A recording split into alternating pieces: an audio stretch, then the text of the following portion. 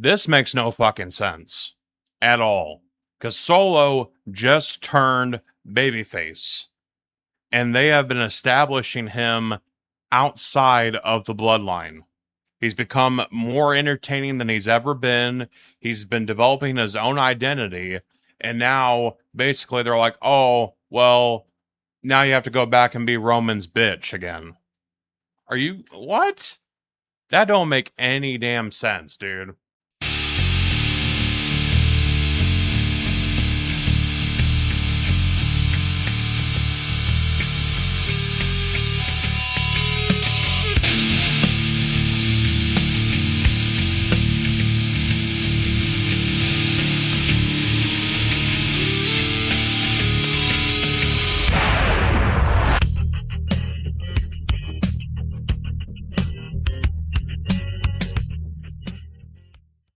What is going on in WWE right now? Brock Lesnar has officially retired. Zilla Fatu has arrived in NXT. CM Punk and Kevin Owens made things very personal on SmackDown. And we've got some serious questions about where WWE is taking the Bloodline. Plus, I'm calling bullshit on Jonathan Coachman. We're talking about the controversy surrounding AJ Styles' son Avery and the whole pay your dues mentality. And we're breaking down the Chelsea Green injury situation. There's a lot to talk about, so let's get into it. This is Pro Wrestling Focus, episode 49. Alright, so let's start off the podcast talking about Brock Lesnar's retirement from WWE. But is he really retired?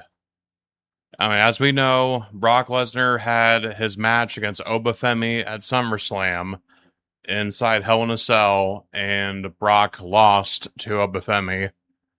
And, he gave his endorsement to Oba, saying, I'm the past, Oba's the future, Obafemi is the future of WWE. And then a couple days later, Brock Lesnar appeared on the Pat McAfee show, and he announced his retirement from WWE, and he was saying that, he wants to spend more time with his kids and support the things that they're doing. If you've been keeping up with Brock and his family, that his daughter is a track and field athlete. His sons play hockey. So yeah, he's going to go support what they're doing in their sports endeavors. And Brock felt like, it was time, that he's getting too old to be doing this. Brock's 49 years old. He's almost 50. And yeah, Brock said that he's, retiring and he ain't going to be doing shit. And yeah, so WWE moved him to the alumni section of the website, which they do with everybody, but you can't really believe that that's legitimate at times. So as far as the backstage reports go, the feeling is that WWE doesn't actually believe that this is a permanent thing. And Triple H kind of even alluded to it in the SummerSlam press conference after the show. He said that Brock Lesnar does what Brock Lesnar wants to do. And that is true. Brock is that kind of guy where you think he's going to do one thing and then he does another. He kind of just does what he wants to do in that particular moment. And, there's been discussions about WrestleMania 43 in Saudi Arabia. Could Brock Lesnar be chasing another Saudi payday? Brock definitely got a lot of those, throughout his career. And, they think that if he doesn't actually wrestle a match, he could be the headliner for the 2027 WWE Hall of Fame class if he decides not to wrestle at WrestleMania 43.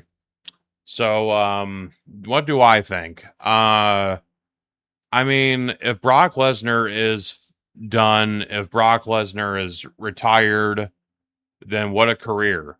Brock Lesnar is going to go down in the history books as the greatest combat sports athlete of all time. And you definitely, can't dispute that, because the man had a hell of a run in not only the WWE, but the UFC. He dominated collegiate wrestling, and he even had a short stint in the NFL with the Minnesota Vikings. But yeah, Brock is definitely a once in a lifetime athlete, and and he is different, completely built different compared to the average professional wrestler. Brock was just built on a much different scale compared to everybody else. The man was destined for greatness, no question about it. I've had my issues with Brock Lesnar over the years because I felt like he was more so in wrestling for the money rather than for the love of the business.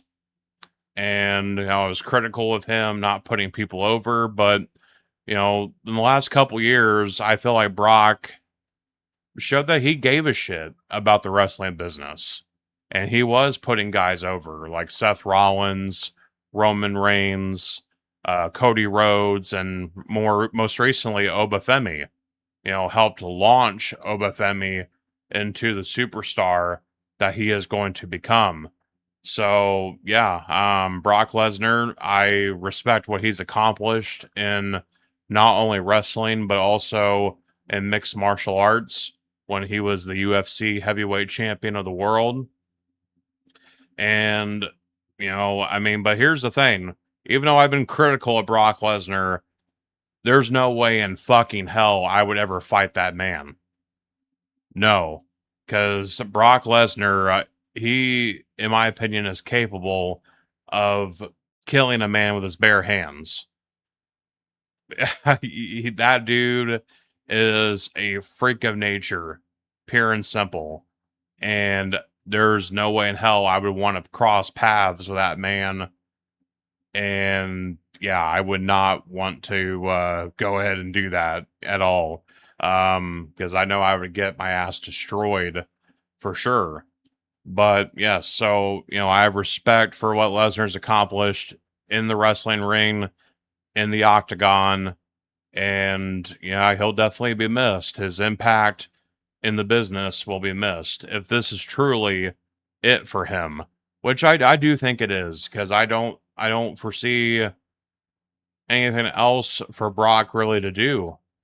At this point, I think he it feels final. It feels complete, like his career is actually over. So we'll have to really see how it goes come WrestleMania season. Maybe Brock looks at the money and he's like, oh man, this is too good to pass up. So yeah, I'll come back and I'll work a match. So yeah, we're just gonna have to see what happens, because when a wrestler retires, they're not really retired, because everybody, for the most part, has come back. Shawn Michaels came out of retirement for that awful tag match with him and Triple H against Kane and The Undertaker, and it was a disaster. And Shawn Michaels would love for us to forget about it, but it happened. And then, CM Punk came out of retirement after he was gone for 10 years. And, everybody's come back. Everybody. So, yeah, so there is a chance, Brock gets the itch to ever return, the door is open. The door is open for him to come back and work a match and everything. And I think, he will have a lasting legacy on the wrestling business for sure. And even though, Brock seemed like he was an asshole at times, you have to admit, the dude was a star. No doubt about it. And a lot of fans have reported positive interactions with Brock. I don't think there was ever an incident with fans or anything like that. I don't think he ever turned anybody away. He was cool with everybody, took pictures, and that's saying something for Brock, because he's not really a people person. But yeah, I've seen nothing but positive fan reactions to meeting him in public. So, but yeah, but if this is truly it for Brock Lesnar, I hope he is content and happy in retirement, and he will for sure be a future Hall of Famer. All right, let's talk about the Chelsea Green situation and Jacy Jayne being involved here. So, like I predicted at SummerSlam, Chelsea Green was going to win the interim women's championship, and she did. A lot of people were picking Charlotte Flair, Jade Cargill, Tiffany Stratton, and Chelsea Green was the one who came away with the title.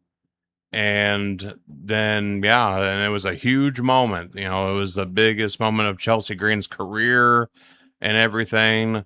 She came out to celebrate her big win on SmackDown. Tiffany Stratton was out there, and then Fatal Influence came out there as well. So then there was a tag match that got set up. It was Chelsea and Tiffany against Lainey Reed and Fallon Henley of Fatal Influence. And unfortunately, Chelsea Green suffered a broken orbital bone during the match. Chelsea had to be rushed to the emergency room after the match. And yeah, so things are kind of up in the air as far as where they go from here with Chelsea, because this could not have come at a worse time, because Rhea Ripley, her meniscus injury did not heal the way that WWE would have hoped. So she had to get surgery on her meniscus. So Rhea is going to be out longer than actually anticipated, and they were actually thinking about dropping the interim tag on the women's title and just calling Chelsea Green the women's champion, the official champion, which, they are treating Chelsea's reign as an official reign, just so people are aware. But now that Chelsea's had this injury happens, what happens now? Like, what does WWE do from here now? Like, if Chelsea's going to be out for an extended period of time, then what? Does she drop the title? Do they do another tournament or do another ladder match to declare a new champion? Like, this is just, wow, that title has become cursed now. Did fucking Danhausen put a curse on the women's title? I mean, come on now. Like, this is just really bad timing. And then we gotta bring up Jacy Jayne, because, well, Jacy Jayne, unfortunately, is getting kind of a bad reputation among the internet wrestling fans, and some people are calling her unsafe now, because unfortunately Chelsea Green is the second person that she's accidentally injured recently, because she accidentally injured Brie Bella at SummerSlam. Brie Bella has a broken shoulder, and she'll be out for 6 months, as what they're saying. And now Chelsea Green's hurt, and but as far as backstage is concerned, there's no backstage reports that there's any heat on Jacy Jayne, no reported punishments or anything like that, and that both incidents were considered accidents. So they're not going to really punish Jacy Jayne, because it was simply that, accidents. Shit happens. And even Jacy Jayne said that in her video when she confirmed that she was injured, that, it's wrestling. Shit happens. It's stuff that you can't prepare for. And unfortunately, it's just an occupational hazard of the wrestling business. But this is where I want to, give my thoughts and talk about fans who immediately assign blame to wrestlers and talk about them being unsafe and shit. Look, here's the thing. Yeah, WWE is scripted entertainment.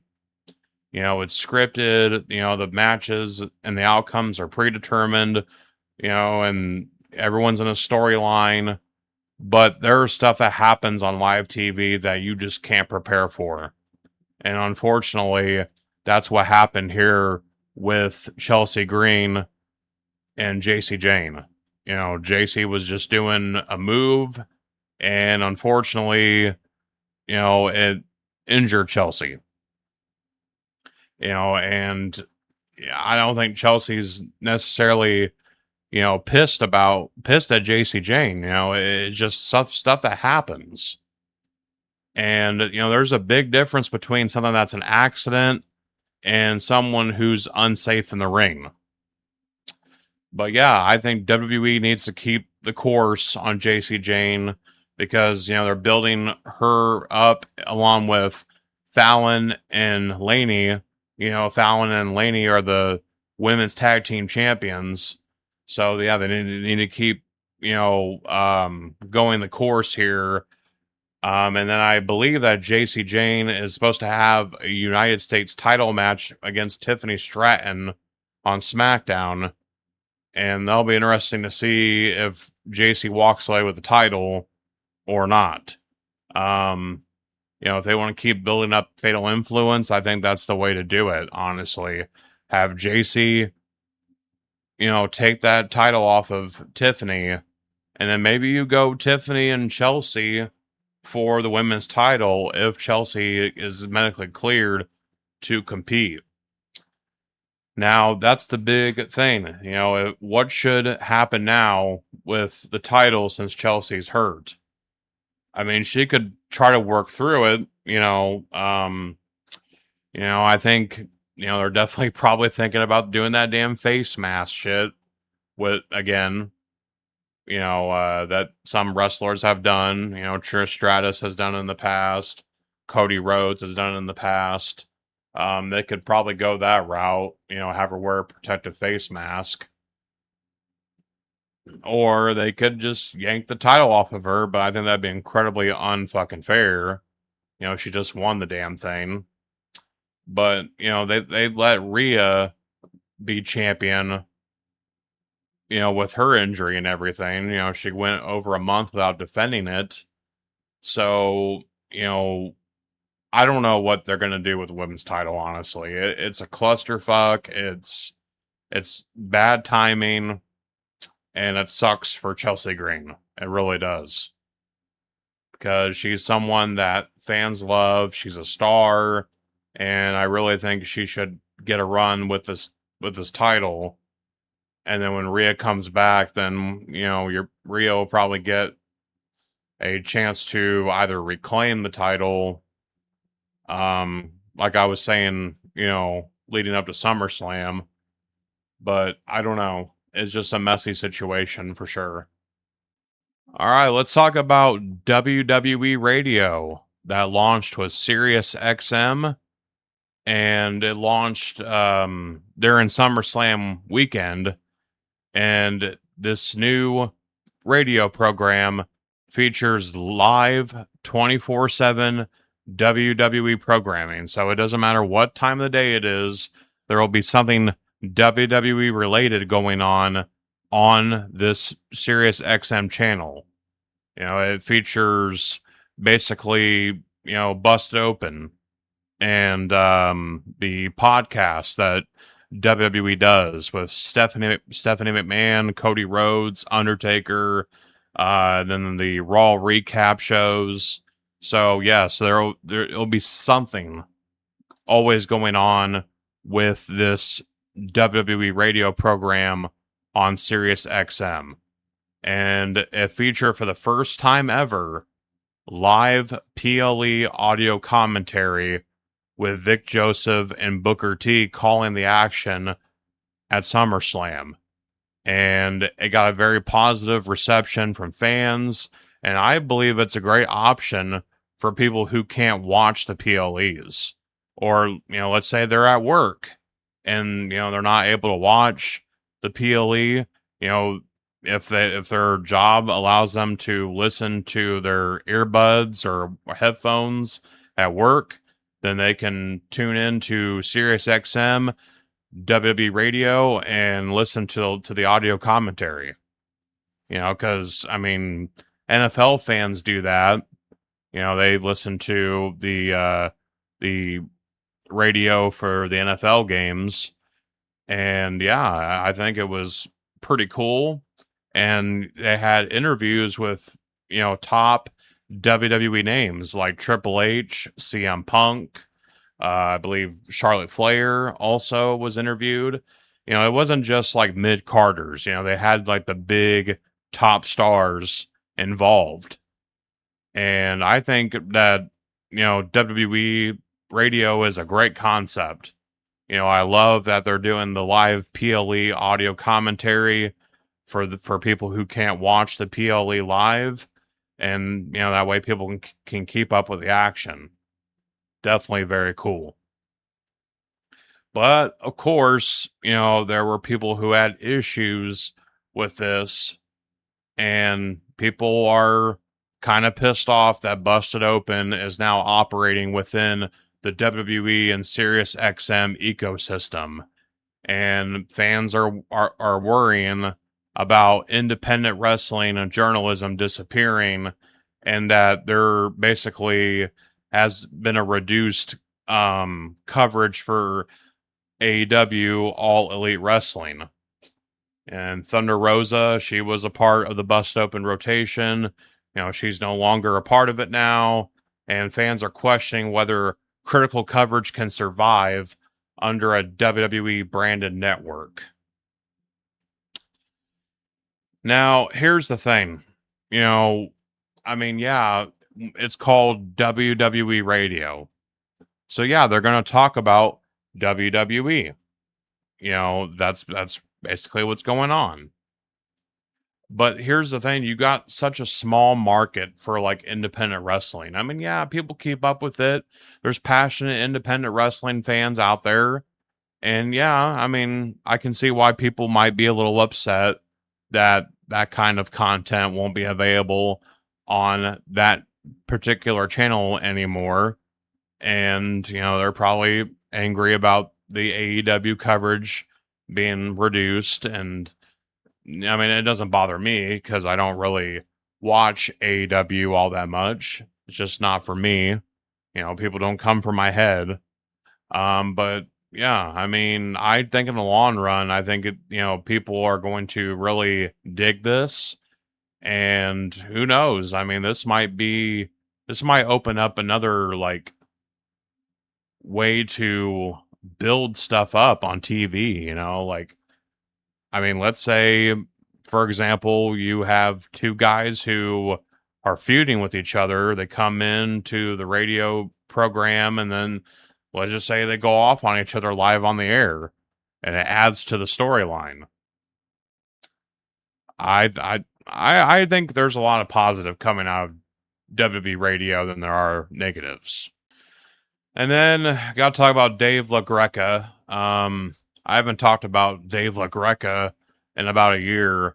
The last time I talked about him was when he was critical of The Rock for his involvement in the John Cena and Cody Rhodes program from last year's WrestleMania. But fans are accusing LaGreca and Bubba Dudley and Nick Nemeth, like the whole Busted Open crew, of selling out. And, they got front row seats at SummerSlam, and they were calling them stooges. And then Jonathan Coachman, he was fired as well, which I'm going to be getting to Coachman here in a minute. But here's the thing. Dave LaGreca doesn't own SiriusXM. It wasn't his deal to make. he did not sell out.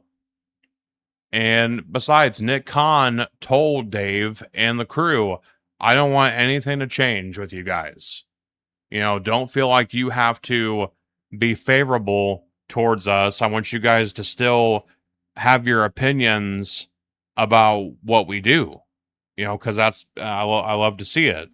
So, yeah, I don't think LaGreca is going to start, being a WWE shill now just because, it's now WWE Radio. But yeah, I think it's going to be a good thing, honestly, for the business rather than a negative thing. It's a WWE owned platform, but as long as LaGreca and the crew is allowed to have their own opinions and, they're allowed to, have negative opinions about the product, then I don't see the problem with this at all. I really don't. All right, I gotta address this man right here, and I don't want to spend a whole lot of time on this because, quite frankly, the man's full of shit. And I'm talking about Jonathan Coachman. Coachman, he's been saying a lot of shit, over the last year about WWE. But we gotta get in the most recent bullshit that he has spewed. And this time it's about Bron Breakker and Logan Paul. And Coachman is claiming that Bron Breakker and Logan Paul don't get along backstage. And he said that there is legit backstage tension between the two, and he's confirmed it. And Logan Paul responded today publicly on X saying, WTF LOL. So Coachman has presented this as confirmed information. And then Logan is like, what the fuck are you talking about? He says, I've actually verified it. Verified it with who? Who did you talk to? The guy in catering? Come on, Coachman. He has become a wrestling dirt sheet, pretty much. Yeah, that's what Jonathan Coachman has become, and not even a good one at that, because he does a weekly podcast with one of the most despised individuals in the whole wrestling business, in Vince Russo, who is the most uncreative, dumbest fucking writer that the business has ever fucking had. And Coachman, I know why he's doing this, pretty much. I know why he is coming at WWE the way he is, and he's making all this shit up, is because I think he's bitter toward WWE. He did not like how he exited the company, and I think he knows that he's never going to work there ever again. So I think that's the reason why he's doing this, because, he's trying to hold on to what little fame that he has left. And Russo, he's been trying to do that for over 2 decades at this point. They're both. It's two desperate men who are trying to hold on to what little relevance they have left in this industry, and that's all it is. So Coachman has resorted to making shit up, telling people false stories to get clicks and listens on their little podcast that no one gives a shit about. It's as simple as that, man. And I'm sure that Coachman is getting tips from Russo on what to say and how to say it and how to piss people off, because Russo has done a good job of that over the last 2 decades. But yes, pretty much, do not listen to what Coachman has to say, because it's horseshit, pure and simple. He wants to say I've confirmed it. Confirmed it with fucking who? You confirm it with Bron Breakker himself? Has Bron Breakker come out and made a statement saying, fuck Logan Paul, he's a piece of shit? No, Bron Breakker has never said that. And Logan Paul pretty much denied it. You know, like, I don't know where the hell this is coming from. It's coming from lies. That's where it's coming from. But yes, Jonathan Coachman is full of shit. All right, now we got to get into the controversy involving AJ Styles' son, Avery Styles, and independent wrestler Eric Cannon. So Natalia, she recently praised Avery Styles after his appearance for Game Changer Wrestling. And Avery, you know, he just started wrestling. You know, he's 19 years old. He just broke into the business. You know, he's taken several pictures with his dad after several of his matches. And then independent wrestler Eric Cannon said that Avery here is not paying his dues. And he accused him of not helping with event setup and teardown. And yeah, so that, you know, he basically went off on Avery saying that, you know, he didn't do shit. He didn't help set up the ring. He didn't help tear down the ring, didn't help set up any chairs or anything like that. And then AJ Styles immediately defended his son. You know, AJ's argument was Avery was booked to wrestle, not work as the ring crew. So, you know, the bigger debate when, you know, you are on the indies is that the old school mentality is that the young guys help set up, the young guys help tear down, and that's how you earn respect, and that you don't expect special treatment. But now, you know, we have this modern mentality that if you're booked as talent, you're talent. You're not automatically obligated to be crew, and that veterans should mentor young wrestlers instead of publicly embarrassing them. So, you know, what do I think about this? You know, I see both sides of it. I do. I mean, Eric Cannon, you know, he has been an independent wrestler for years. And, you know, there's a certain expectation when you're a veteran independent wrestler and then a young guy comes along and, you know, they're not helping set up with the ring and all that. And yeah, I do think that I think Eric Cannon does have a point, but I also think that AJ Styles also has a point too. You know, his son was booked as talent, so he should only be talent. However, I want to point out something that Lexis King, aka Brian Pillman Jr., pointed out, because, you know, he was on the indies before he got signed to WWE and NXT. You know, he said that he never had to set up the ring or help with anything like that. You know, he was just told to stay at the hotel, and then he would be, you know, have to come to the arena at showtime. But yeah, he said he never had to do anything like that when he was on the indies. And I think, and to be honest, and this might be controversial for me to say, but the reason why Lexis King, Brian Pillman Jr., was never bitched at was because his dad is dead. I hate to be blunt like that, but that's probably the reason why. And I just want to be clear, I mean no disrespect when I say that about Brian Pillman. Brian Pillman Jr.'s dad. You know, Brian Pillman was a tremendous wrestler, and, you know, he was gone way too soon.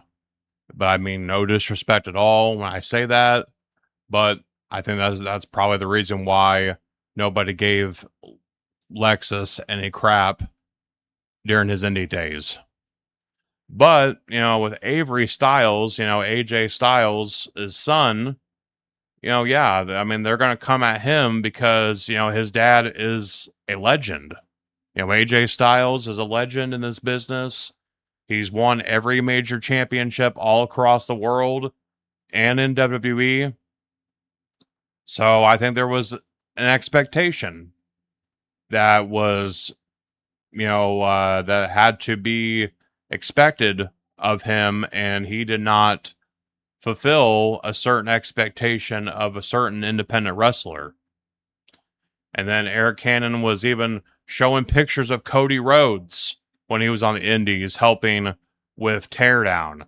You know, he was sweeping up shit in the ring.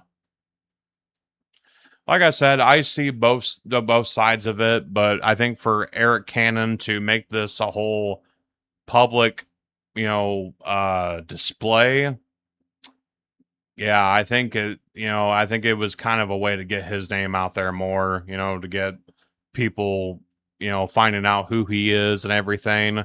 Because I know who Eric Cannon is, actually. I am familiar with him. But I don't think very many people knew who he was until the story broke. But there's a lot of people that know about him now because he called out AJ Styles' son. All right, let's get into CM Punk and Kevin Owens here. And right now, I think this is the hottest feud going in WWE right now.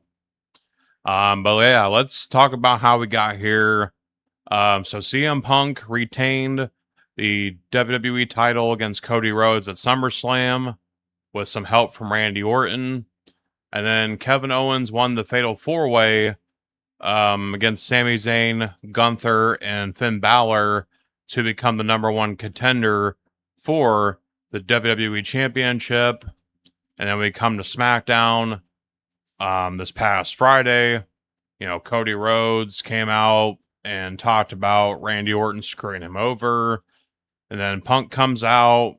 Cody asks Punk if he knew about Randy Orton showing up. Punk denied it. And, Punk even offered, like, hey, we can go backstage and we can whoop Randy Orton's ass right now.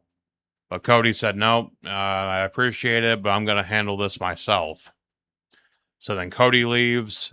Kevin Owens comes out.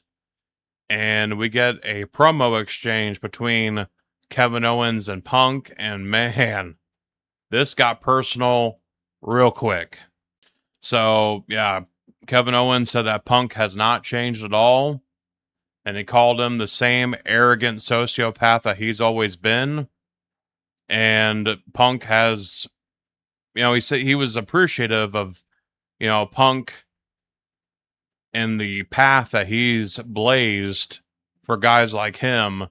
But it also taught him how to not treat people and that he doesn't want to become the same miserable piece of shit that Punk has become. I was like, damn. And then Punk, of course, he had a fire back. He said that Owens wouldn't even be in WWE if it wasn't for him. And that if it wasn't for him, then Owens would be working a 9-to-5 job and would be a weekend warrior, wrestling indies. And he'd be calling him up, begging for WWE tickets for him and his son. But yeah, so things got personal in a hurry. And then Nick Aldis and referees and all that had a step in between them. And then Kevin Owens asked for his upcoming title match to be August 21st in Toronto. But yeah, as far as who I think won the promo, I think it was pretty even between these two. It was a nice exchange. This is definitely the most personal feud right now in the company. And, but like I said, previously, I think Sami Zayn is going to screw over Kevin Owens. I think that's going to happen. As much as I am liking this, I know it's not going to be permanent. So yeah, Sami Zayn will get involved and it's just going to evolve into a Kevin Owens and Sami Zayn feud. And, it'll be a blood feud between those two, from there on. But I'm liking this. I'm hoping that they extend this somehow. But I know what the ultimate payoff is going to be, and that's Sami Zayn costing Kevin Owens the championship. All right, now I got to talk about what WWE is doing with Solo Sikoa right now, because this past week on Raw, we had Jey Uso and Solo Sikoa set up a match. And Solo, man, he was entertaining as hell on Raw, bro. Like Solo Sikoa, ever since he's become a face, dude has been a joy to watch. He's entertaining. He's got the crowd eating out of the palm of his hand. He's really showing some charisma, and people are loving it. But, Jay challenged Solo to a match, and basically the stipulation was if Jay won, then Solo would have to return to the Bloodline, and if Solo won, the Bloodline would have to leave Solo alone. So we go to the match, and Jimmy Uso got involved, and due to his involvement, Jay was able to beat Solo. So therefore, Solo now apparently is being forced back into the Bloodline. So what do I think about this? This makes no fucking sense at all. Because Solo just turned babyface. And they have been establishing him outside of the Bloodline. He's become more entertaining than he's ever been. He's been developing his own identity. And now, basically, they're like, oh, well, now you have to go back and be Roman's bitch again. What? That don't make any damn sense, dude. Like Jacy Fatu, okay. And here's the thing. I had a problem with Jacob, becoming a part of the Bloodline too. He lost 2 matches against Roman Reigns, and Roman was threatening to get him fired and all this, and then he ends up joining the Bloodline. He had to fall in line and join up with Roman, and now Solo has to do the same thing. So now Roman's going to have Solo and Jacob basically be under him and do shit they don't really want to do. I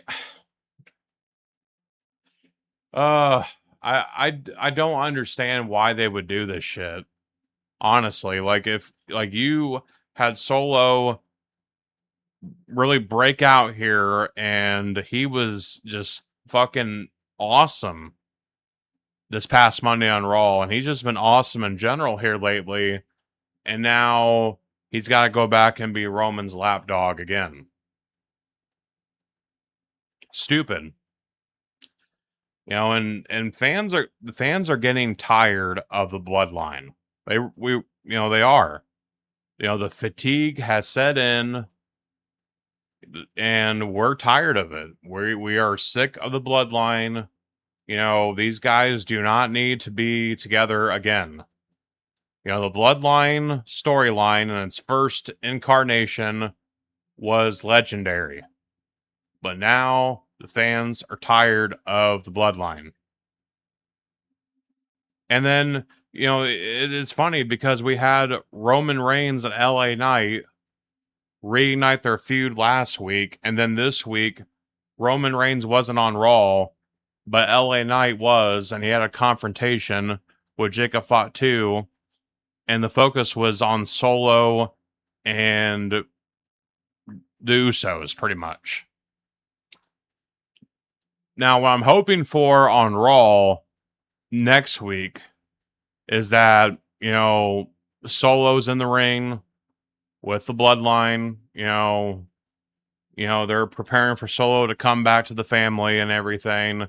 And then LA Knight comes out and interrupts. And LA Knight looks at Solo saying like, hey man, like you don't need to do this. Roman don't own you. The Usos don't own you. Fuck them. And then Solo would be like, you know what, LA, you're right. And then, it leads to basically them turning the tables on Roman and the Bloodline. That's what I'm hoping happens on Raw this week, but I don't know. It just doesn't make sense. And hopefully there's some kind of better payoff to this, but right now, yeah, it just doesn't make any fucking sense to me at all. All right, now we got to talk about the debut of Zilla Fatu in NXT. Yes, Zilla is now officially a part of WWE. He made his debut on NXT this week. He attacked Grayson Waller and Cruz Montana. It was the number one contenders match for the NXT Championship. And Tony D, the current champion, was at ringside for the match on commentary. And Zilla put him on notice. He said, I'm here and I'm going to be gunning for that championship. So yes, Zilla came in hot. He dominated. He looked good. It's awesome to see. Yes, because here's the thing. Zilla Fatu, he's had quite the journey to get to this point here in coming to WWE. He was a guy who had some legal issues, some character issues, and that kind of prevented him from coming in sooner to WWE. But he's here now. He is the son of the late great Umaga, and I think NXT is the perfect place for him. He's not getting involved in the Bloodline mess right now. He's his own man in NXT, and yeah, that's the perfect way for him to establish himself, build his name, and yes, I think this is the perfect landing spot for Zilla. We've had rumors for a while saying that he was going to come into WWE, that he was already signed a contract, and it was just going to be a matter of when and not if. But he is here, and yeah, he's eventually going to interact with Roman, Solo, Jacob, and the Usos on the main roster. But for right now, he is in NXT, and I think he's got the potential to become a big star in the future.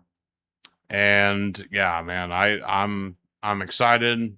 Zilla Fatu was a guy who I've wanted to see come to WWE for quite a while now, and he has arrived in NXT. All right, guys, that's going to conclude Pro Wrestling Focus for this week. Had a lot to talk about on this week's show, but let me know what you thought. Do you agree with me? Do you disagree with me? And before I go, I just want to give you guys some updates on the other podcasts on the Springer Podcast Network.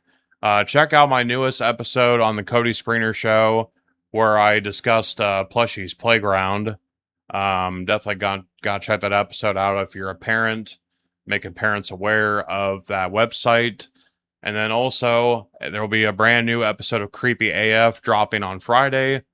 Definitely got to check those out if you're into the scary fictional stories. And then my wife, Crystal, she will be back with an all-new episode of The Crystal Show on Sunday. And we appreciate your guys' support and for watching. And I will talk to you all very soon. Watch wrestling and stay focused.